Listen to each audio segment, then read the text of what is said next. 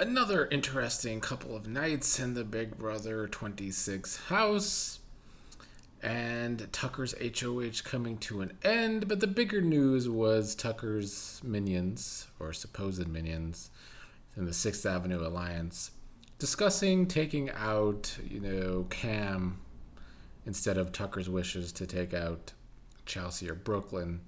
Of course, we see in the episode that that didn't matter because Chelsea won, and Chelsea was the main topic of T-Cor's pushing to keep her because one, T-Cor promised not to vote for Chelsea, but also T-Cor is playing her own game, and that's a good thing. These loud and wrong people are just not going to be able to ever make me hate T-Core. I don't even understand it at this point because for seasons on top of seasons, we sit here and we talk about these big alliances and how we hate to watch them because it's a steamroll and it's predictable. We sit here and talk about why does everyone listen to the HOH? Why not play your own game?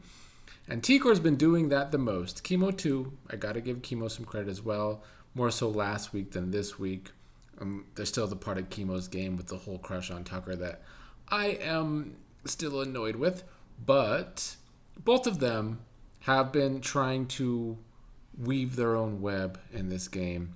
And T-Core this week, getting Rubina as a number, despite Rubina's showmance with Tucker, despite them making out last night, it was Rubina and Tucker were trying to play each other to get what they want from each other. And it's nice to see that from a showmance too. Despite wanting different things, them wanting to get the other and their showmance to do what's best for their own personal game and not what's good for them as a showmance. That was good to see. But like I said a couple videos ago, I think actually my last video from a couple nights ago, that if T-Core could actually get Rubina to play this game harder, T-Core deserves so much credit. And I think she did that. Rubina started playing for herself, even though it kind of worked more for T-Core's game, keeping Chelsea over Cam. I think that is a number for T-Core as well, just like Rubina's a number for T-Core.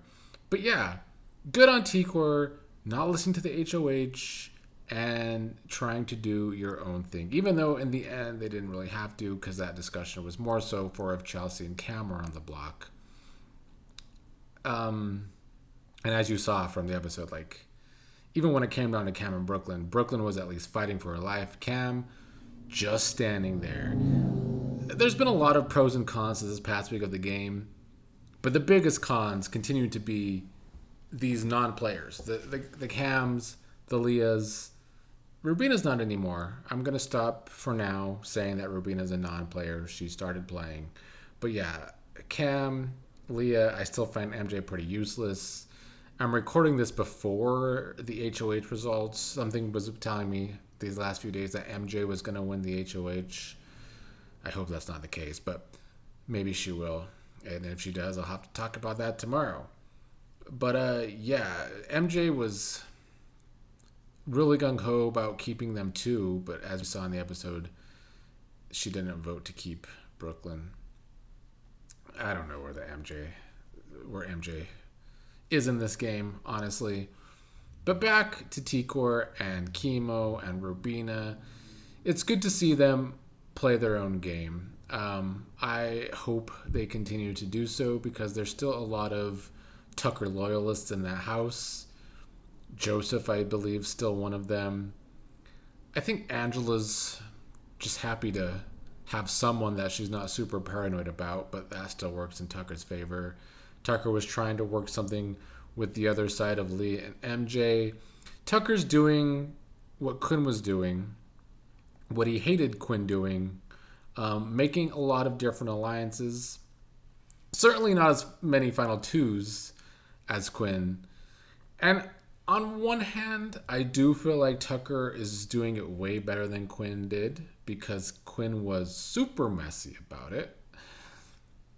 But on the downside, I feel like Tucker's being super obvious about what he's doing, and I think that is why his own teammates in the 6th Avenue Alliance were kind of thinking about going against Tucker this week.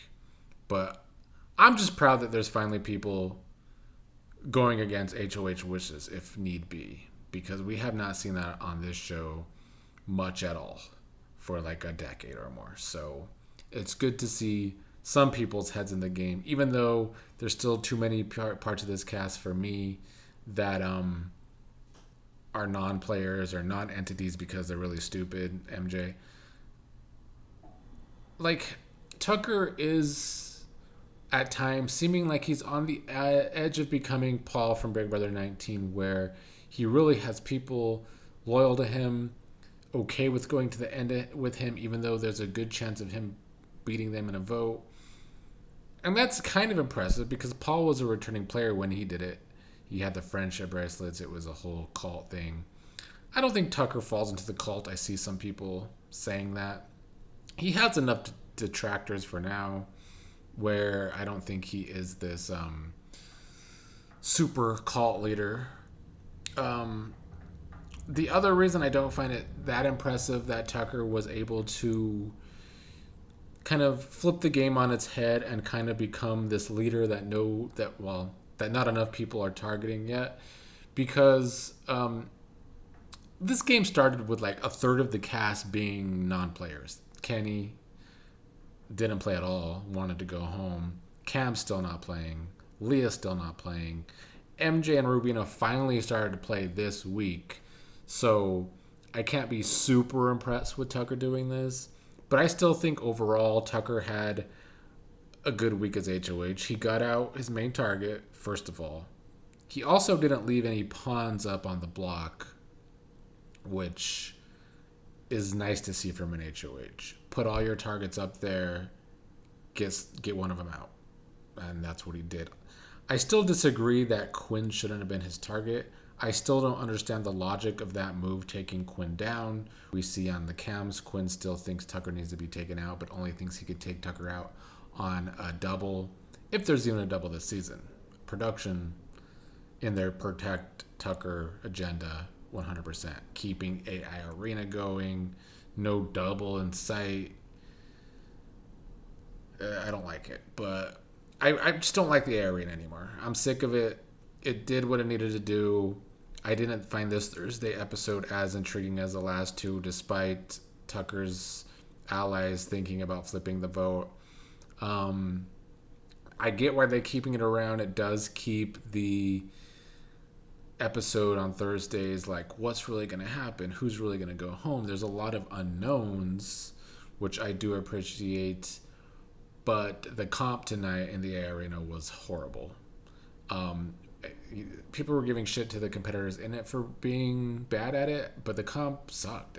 It was hard, and as a TV viewer, very tough to watch. Very boring, giving me flashbacks of the last few seasons where most of the comps were this terrible.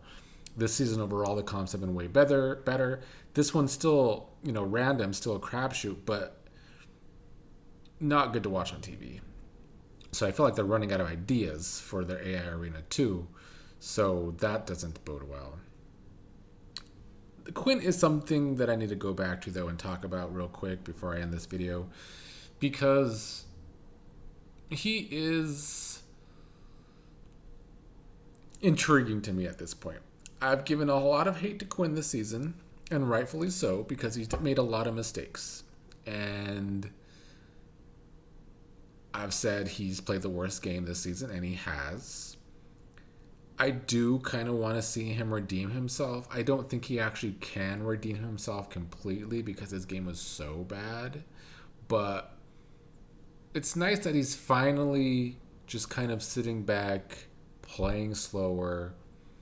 I don't have hope that he actually can shut his mouth for more than a couple days. But if Quinn could at least get some redemption, if Quinn is the person to take out Tucker, I would love to see it. Only because they continue to keep Quinn around despite knowing how messy he is. We already saw how that worked out for Cedric, who went out of his way to save Quinn, went home the very next week on a Quinn secret HOH. So they kind of did this to themselves, keeping Quinn around, being this messy player. If he can have some form of redemption, I will give him credit for that. Do I think he's gonna get that much redemption? Probably not. But for now, I am enjoying the more subdued Quinn. How long that lasts, we'll find out, I guess. But anyway, that's about all to talk about tonight. We got to see who the new HOH is. The episode itself, the thing that annoyed me most was just Cam standing there while Brooklyn's fighting for her life. Like, I can see maybe Cam can turn it up in some competitions, but like, he has no social game. He doesn't even seem to care to have any sort of social game. He's not strategizing. He did not really even try to save himself on the block this week. These are the type of players I can't stand because they're not players. I just wonder why they're there. So in a season where, it's been better than the last 2 seasons, I've said this, the cast anyway, they're more likable. And obviously there's some dramatics from the Tuckers and the Angelas. A lot more positive things than the last few seasons for sure. But way too many Bowie Janes in one season. Like starting the game where there's like 5 people actively not really playing. We still have 4 of those in the house, but 2 of them are at least trying to play, MJ and Rubina. But Leah and Cam just... Leah cares more about the maybe they're a couple, maybe I can be a couple, maybe I can flirt with this person. She's good at making people crush on her. She's probably great at this in real life too, because she has Joseph's the newest crush. She had Cam at first, even though that's gone nowhere, thankfully. Had Quinn. She used none of this to her advantage, though. She does not use this to strategize in the game, and that's the missing piece of the puzzle. It's like she's just there to have people have crushes on her, but like, what are you going to do with that?